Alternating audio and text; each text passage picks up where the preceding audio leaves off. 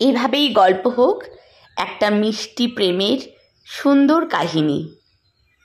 নমস্কার, গল্পের প্রথম পর্বটা এক ঝলক বলে দিই। এক ঝড় বৃষ্টির রাতেই কলেজের পুরনো বন্ধু রিক্তার সাথে রক্তিমের দেখা। তখন রক্তিমের প্রেমিকা নীলিমা ছিল। আর যখন ঝড় বৃষ্টির রাতে রক্তিম রিক্তাকে একলা রাস্তায় দাঁড়িয়ে থাকতে দেখল, তখন বাইকে লিফট দিল। এ কথা সে কথায় ওরা রাস্তা ধরে এগিয়ে যাচ্ছে। বৃষ্টির ছিটায় ভিজে যাচ্ছে প্রায় দুজনেই। রিক্তার পরনে একটা সুন্দর পাতলা শিফনের শাড়ি। রিক্তার শাড়ি ভিজে শরীরের সাথে প্রায় লেপ্টে আছে। এমন সময় ওরা চা খেতে নামে পুরনো সেই দোকানটায়। অনেক কিছু স্মৃতি মনে পড়ে যায়। রিক্তার মনে পড়ে যায় নীলিমা, রক্তিমের জীবনের কথা। এরপরে গল্পের পরের পর্বটা শুরু হচ্ছে। আমি ছোট করে গল্পের প্রথম অংশটা একটু বললাম, বাকিটা তোমরা একটু পরে শুনে নিও। উফ ভাই, আমি ছাত্র পড়াই, আমি কর্পোরেট জব করি না যে প্যান্ট শার্ট পরে চলে যেতে পারবো। যাক, এই আছাড় খাওয়ার চক্করে এতক্ষণ পর তুই আমাকে ভাই অন্তত বললি। নীলিমার সাথে সম্পর্কটা নেই, 8 বছর হয়ে গেল। নন্দনে যে ঘটনাটা ও তোর সাথে ঘটিয়েছিল, তারপর থেকেই ওর সাথে আমার কোনো সম্পর্ক নেই। মানে? নীলিমা যেদিন অপমান করলো তোকে নন্দনে সবার সামনে, সেদিন তুই তো কিছু না বলে চলে গেলি। কিন্তু আমি তোর মতো ভালো নয়, জানিস তো। তুই আমার জন্য নিজের সম্পর্ক, যে নোংরা কথাটা নীলিমা তোর জন্য ব্যবহার করেছিল, সেই নোংরা কথাটা আসলে ওর জন্যই ব্যবহার করা উচিত। ও আমার সাথে সম্পর্কে থাকার একটা নাটক করেছিল। অলরেডি ওর শুভাগতর সাথে একটা সম্পর্ক ছিল, আর সেই সম্পর্কটা যথেষ্ট ঘনিষ্ঠ। এতটাই ঘনিষ্ঠ, ছাড়, তুই বেঁচে গেছিস এটাই অনেক। তুই সবটা জেনেও কিছু বলিসনি। বললে তুই বিশ্বাস করতিস? জানি না। ঝমঝমিয়ে আবার বৃষ্টি এলো। রিক্তার খুব ভিজতে ইচ্ছা করছিল। কেন জানি না, এক অদ্ভুত ভালো লাগায় ওর মনটা ভরে উঠেছিল। রক্তিমের নীলিমার সাথে সম্পর্ক বিচ্ছেদের কথা শুনে ভালো লাগা, নাকি রক্তিমকে নিজের পাশে পাওয়ার ভালো লাগা, সেটা জানে না ও। কিন্তু এই ভালো লাগা যে রক্তিমকে ঘিরে, সেটা বুঝতে অসুবিধা হয়নি রিক্তার। সে মনে প্রাণে চাইছিল যেন এই সময়টা থমকে যায়। রক্তিমের চোখেও দেখেছিল মুগ্ধতার দৃষ্টি। এদিক ওদিক চোখ ঘোরাতেই দেখতে পেল ওদের পাশেই দাঁড়িয়েছিল একটি ছেলে আর মেয়ে। বয়স হবে মেরে কেটে 21 কি 22। ছেলেটা এক হাত দিয়ে আগলে আছে মেয়েটাকে। কি অদ্ভুত ভালো লাগায় রিক্তার ঠোঁটের কোণে হাসি ফুটে উঠল। দাঁড়াতে অসুবিধা হচ্ছে না তো? না রে, ওদিকে দেখ একবার, কি মিষ্টি না। ওই বয়সে তুই কি করতিস ভাব? মারপিট। আর তুই প্রেম। কয়েকটা গাড়ির শব্দ, ছুটে যাওয়ার শব্দ শোনা যাচ্ছে। বৃষ্টির ঝমঝম শব্দ, মাঝে মাঝে বাজ পড়ার শব্দ ছাড়া আর কোনো শব্দ নেই। অ্যাপার্টমেন্টে শেডের নিচে এখন শুধুমাত্র রক্তিম আর রিক্তাই দাঁড়িয়ে আছে। পাশের ছেলে মেয়ে দুটো যে কোথায় উধাও হয়ে গেল ভগবানই জানে। রাস্তাটা আজকে বেশ ফাঁকা ফাঁকা। ভিড় ঠাসা শহরটার ছবিটা কেমন যেন ধোঁয়া ধোঁয়া লাগে রিক্তার চোখে। উদ্ভ্রান্তের মতো ছুটছে সবাই ব্যস্ত শহরটার ভিড় ঠেলে। এসব ভাবনার মুহূর্তেই হঠাৎ করে আছড়ে পড়েছিল ফোনটা ওর মোবাইলে। মায়ের ফোন। কোথায় আছিস? ফিরছি, বৃষ্টিতে আটকে গেছি, রক্তিম আছে সাথে।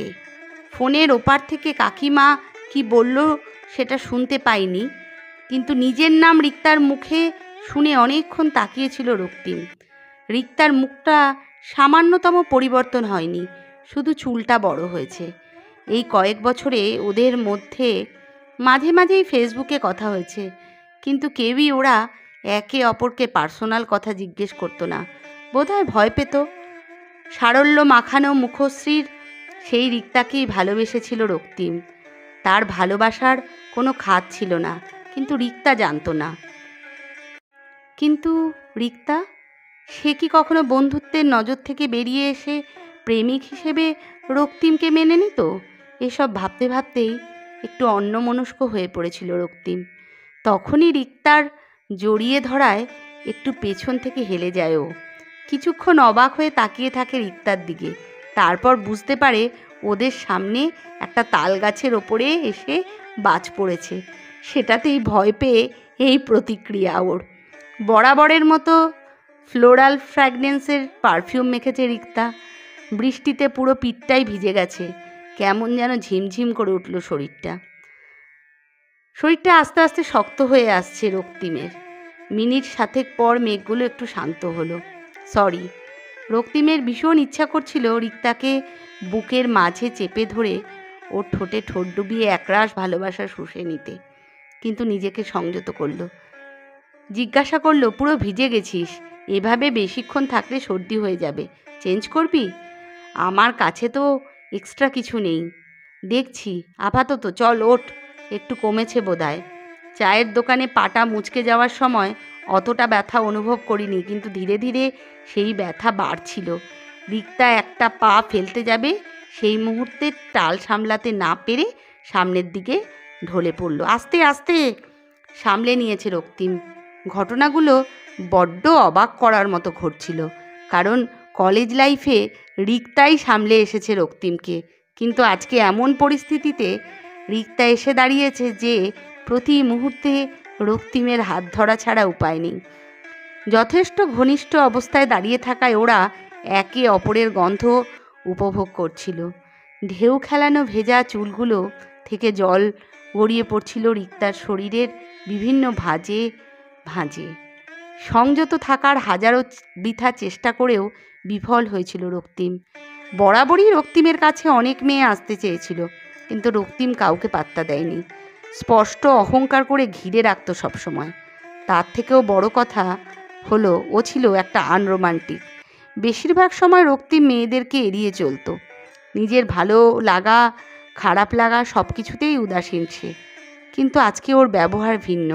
রিক্তা ওর শক্ত বাঁধনে আবদ্ধ, নিজেকে ছাড়াতে পারছে না, বোধহয় চাইছেও না।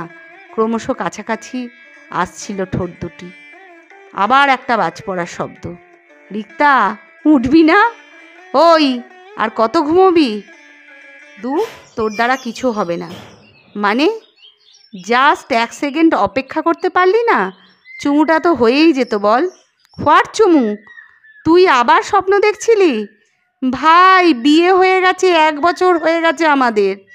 দূর, শোন না, অনেক দিন বেরোনো হয়নি, বৃষ্টিও পড়ছে, ড্রাইভে যাবি? বৃষ্টি হচ্ছে বাইরে, কোথায়? বলবি যে একটু জড়িয়ে ধরি, একটু চুমু খাই, তা নয় ও একটা ড্রাইভে যাবে। আনরোমান্টিক একটা।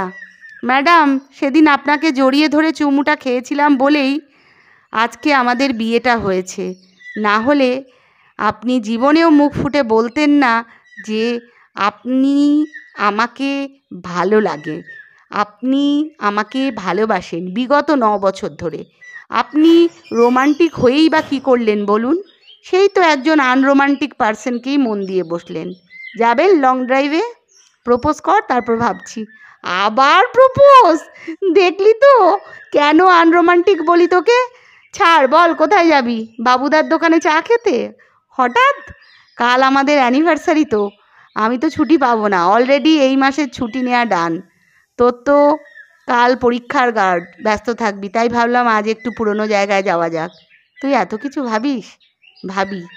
শাড়ি পরিস? বেশ, গাড়ি বের কর, আসছি। রক্তিমের প্রকাশ করার ক্ষমতা হয়তো তেমন নয়, কিন্তু আগলে রাখতে জানে। হয়তো ওর রোমান্স চুমুতে নয়, লং ড্রাইভে আছে, আর সেটাকেই মানিয়ে চলে রিক্তা। এভাবেই ভালোবাসায় পূর্ণতা পাক, এভাবেই গল্প হোক। লিখেছেন স্নিগ্ধা ব্রহ্মচারী। গল্পটা শেষ এন্ডিংটা যে এত সুন্দরভাবে হবে বুঝতে পারিনি। দুর্দান্ত দুর্দান্ত। এভাবেই গল্প হোক, হয় গল্প এরকমভাবে। 9 বছর কেউ অপেক্ষা করে বলো? 9 দিন অপেক্ষা করে না, 9 মাস তো ভাবাই যায় না। সেখানে এই 9 বছরের অপেক্ষার গল্পটা আবার ভাবতে শেখালো। ভালোবাসা বোধহয় এরকমই হয়। ভালোবাসা সত্যিকারের এভাবেই পূর্ণতা পায়, ভগবান পাশে থাকে ওদের। যারা সত্যিকারের ভালোবাসে তারা কখনো বিচ্ছেদ হয় না, তাদের মধ্যে ভগবান আলাদা শক্তি দিয়ে একসাথে করে দেন। আর যে মিথ্যে ভালোবাসাগুলো, যেগুলো অভিনয়, সেগুলো সত্যিই একদিন আলাদা হয়ে যায়। ভালো থেকো সকলে, তোমাদের জন্য অনেক শুভকামনা। ভুল ত্রুটি মাপ করে চ্যানেলটাকে একটু সাবস্ক্রাইব করো। ভীষণ তাড়াতাড়ি বললাম গল্পটা, খুব কাজে ব্যস্ত আছি কি না, একটু সাবস্ক্রাইব করে দিও, কমেন্ট করো কিন্তু।